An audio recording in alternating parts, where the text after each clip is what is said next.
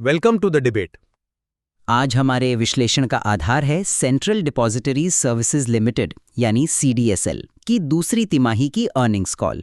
और आज का बड़ा सवाल ये है कि सीडीएसएल की जो बाजार में 80% की एक जबरदस्त पकड़ है, क्या वो लॉन्ग टर्म में टिक भी पाएगी, या फिर ये जो बढ़ती लागत, घटता मुनाफा और बाजार में आता नया कंपटीशन है, ये सब इस मजबूत दिख रहे किले में दरारें पैदा कर रहा है। मैं इस पक्ष में हूं कि CDSL की नींव बहुत मजबूत है।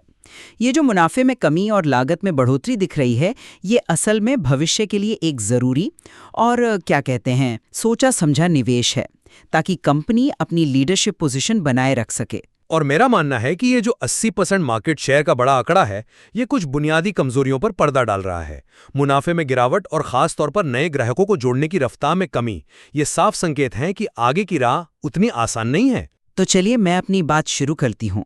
देखिए, मुझे लगता है कि हम यहाँ बात का बतंगड़ बना रहे हैं।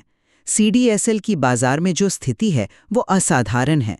16.5 करोड़ डीमैट खाते और 80% की कुल बाजार हिस्सेदारी, ये कोई रातों रात बनी चीज नहीं है।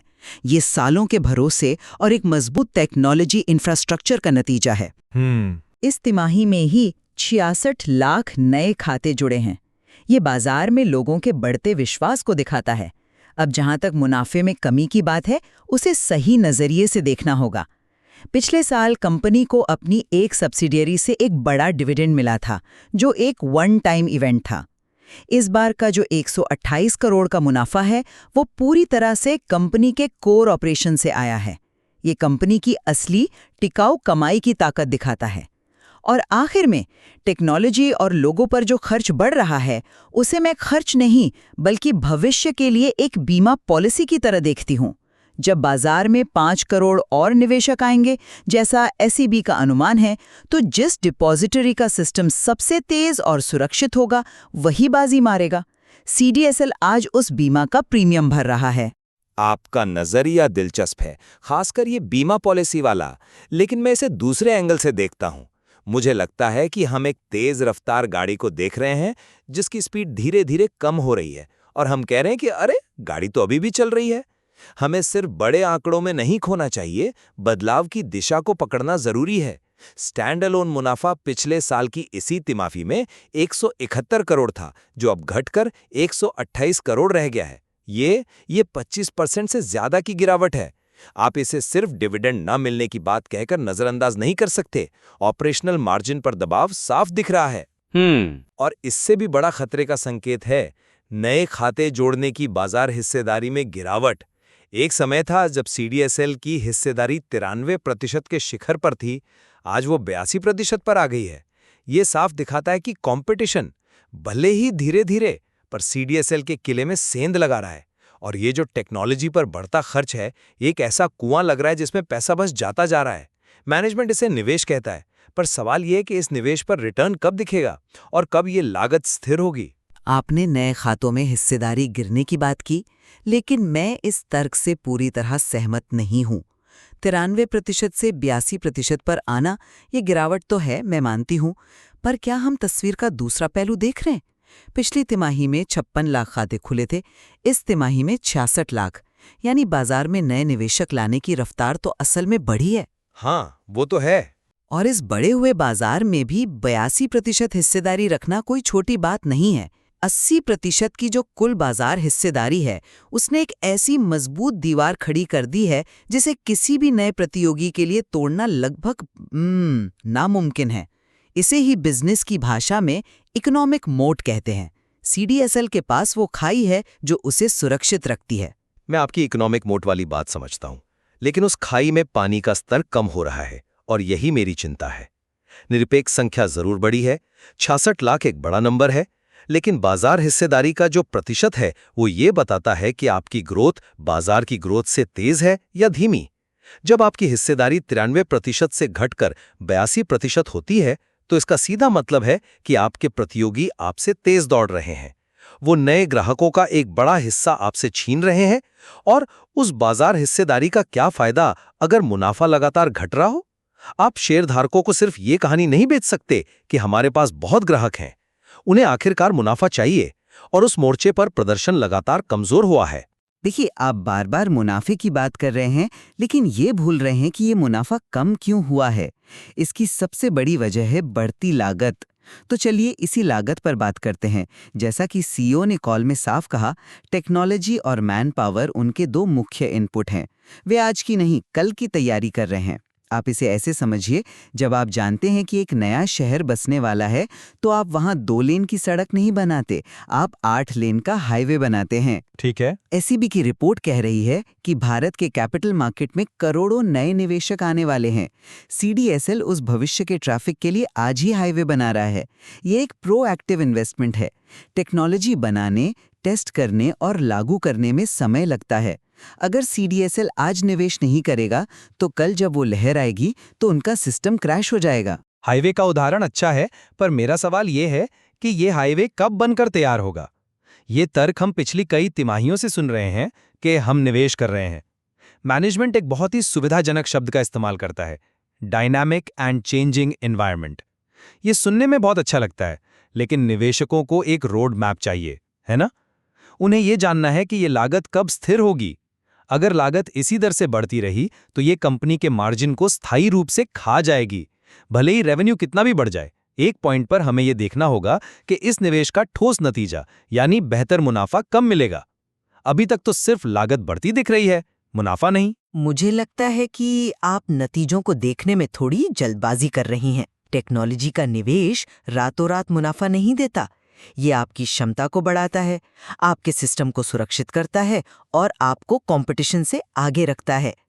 ये एक रेस है और इस रेस में बने रहने के लिए आपको अपनी गाड़ी को लगातार अपग्रेड करना पड़ता है। आप ये नहीं कह सकती कि मैंने पिछले साल नए टायर लगवाए थे तो अब मैं कुछ नहीं करूंगी। Cyber security, data analytics, AI, ये सब लगातार निवेश मांगते हैं। सीडीएसएल वही कर रहा है। इंतजार करने की बजाय वो कर्व से आगे रहने की कोशिश कर रहा है। कर्व से आगे रहना ठीक है, पर ऐसा ना हो कि गाड़ी की बॉडी चमकाते चमकाते इंजन ही कमजोर पड़ जाए, और यहाँ इंजन मुनाफा है। चलिए अब गाड़ी के फ्यूल यानी रेवेन्यू स्रोतों की बात करते हैं। आप लागत को निवेश कहकर सही ठहरा रही हैं, तो देखते हैं कि कमाई के मोर्चे पर क्या हो रहा है। बिल्कुल, और यहाँ तस्वीर काफी सकारात्मक है। इस तिमाही में आईपीओज और कॉरपोरेट एक्शन से होने वाली आय में मजबूत सुधार हुआ है। ये दिखाता है कि जैसे ही बाजार में हलचल बढ़ती है, सीडीएसएल उसका फायदा उठाने के लिए पूरी तरह तैयार है। लेकिन इससे भी ज्यादा दिलचस्प बात है उनकी सब्सिडरी सीडीएसएल वेंचर्स यानी सीवीएल का प्रदर्शन। अच्छा, वहां से आने वाले ऑनलाइन डेटा चार्जेस में तिमाही दर तिमाही 30% की जबरदस्त बढ़ोतरी हुई है, जबकि इसी दौरान नए डीमैट खाते सिर्फ 14% बढ़े। ये क्या दिखाता है? ये दिखाता है कि सीडीएसएल की कमाई सिर्फ नए खाते खोलने पर निर्भर नहीं है। असली कमाई डेटा फेच जैसी एक्टिविटीज से हो रही है, खासकर म्यूचुअल फंड निवेशकों से। ये एक high margin diversified revenue stream है। और तो और मैनेजमेंट ने बताया है कि वो एनुअल इशुअर चार्जेस बढ़ाने के लिए सेबी से बात कर रहे हैं। अगर वो मंजूर हो गया तो रेवेन्यू में एक और बड़ा उछाल आएगा। आपने जो सकारात्मक बातें गिनाई वो अपनी जगह हैं, लेकिन आपने कुछ बहुत जरूरी चीजों को नजरअंदाज कर दिया। सीडीएसएल का एक सबसे स्थिर और भरोसेमंद रेवेन्यू स्रोत है एनुअल इशुअर चार्जेस, और वो तिमाही दर तिमाही लगभग फ्लैट रहा है। ये बहुत बड़ी चिंता की बात है, खासकर तब जब कंपनी दावा कर रही है कि उसने 3,500 से ज्यादा नई अनलिस्टेड कंपनियों को जोड़ा है। मेरा सीधा सवाल है, अगर इतने नए ग्राहक जुड़े तो रेवेन्यू क्यों नहीं बढ़ा? क्या आप नए ग्राहकों से पैसा नहीं कमा पा रहे हैं? ये एक वाजिब सवाल है। दूसरा, अनलिस्टेड कंपनियों के बाजार में सीडीएसएल की हिस्सेदारी सिर्फ 30-32% है, जबकि लिस्टेड कंपनियों में 80% से ज्यादा। यहां ग्रोथ की बहुत बड़ी गुंजाइश है, लेकिन प्रदर्शन कमजोर है। और आखिर में केवाईसी बिजनेस में के फिनटेक जैसा एक नया मजबूत प्रतियोगी आ गया है। मैनेजमेंट भले ही कह रहा हो कि अभी कोई असर नहीं है, लेकिन यह भविष्य में बढ़ते कंपटीशन और मार्जिन पर दबाव का एक और साफ संकेत है। हम इस नई चुनौती को हल्के में नहीं ले सकते। मैं मानती हूँ कि एनुअल इश्योर चार्जेस का फ्लैट रहना एक सवाल खड़ा करता है, लेकिन हो सकता है कि इसका असर अगली तिमाहियों में दिखे, क्योंकि मतलब बिलिंग साइकिल अलग अलग हो सकते हैं। और के फिनटेक के आने से बाजार में कंपटीशन जरूर बढ़ेगा, लेकिन सीडीएसएल का जो मौजूदा नेटवर्क और स्केल है उसे चुनौती देना आसान नहीं होगा। आप 30% की सीवीएल ग्रोथ को मामूली बात नहीं कह सकती। ये दिखाता है कि कंपनी नए और ज्यादा मुनाफे वाले बिजनेस एरिया बना रही है। हमें सिर्फ एक तिमाही के आंकड़ों के आधार पर पूरी कहानी नहीं लिख देनी चाहिए। मैं पूरी कहानी नहीं लिख रहा, मैं सिर्फ उन पन्नों को पढ़ रहा हूं जो इस तिमाही की रिपोर्ट में लिखे हैं, और उन पन्नों पर चेतावनी के संकेत साफ नजर आ रहे हैं। एक तरफ आप भविष्य के लिए भारी निवेश की बात करती हैं, दूसरी तरफ आपके सबसे स्थिर रेवेन्यू स्रोत में ठहराव है। ये विरोधाभास चिंताजनक है। तो अगर मैं अपनी बात को समेटूं तो मेरा मानना है कि सीडीएसएल एक मैराथन दौड़ रहा है, स्प्रिंट नहीं। वो अपनी लॉन्ग टर्म मजबूती और बाजार पर अपनी पकड़ बनाए रखने के लिए कुछ शॉर्ट टर्म मुनाफे की कुर्बानी दे रहा है। मेरे विचार में ये एक समझदारी भरी और दूरदर्शी रणनीति है। टेक्नोलॉजी में निवेश, इतना बड़ा यूजर बेस और निवेशकों को शिक्षित करने पर उनका ध्यान, ये सब एक ऐसी मजबूत नींव बना रहा है जिसे बाजार हिस्सेदारी या तिमाही मुनाफे के छोटे मोटे उतार चढ़ाव से कोई खास फर्क नहीं पड़ता। और मेरे अनुसार सीडीएसएल बेशक आज भी बाजार का बादशाह है, लेकिन इस अर्निंग्स कॉल से उसकी कमजोरियां साफ उजागर होती हैं।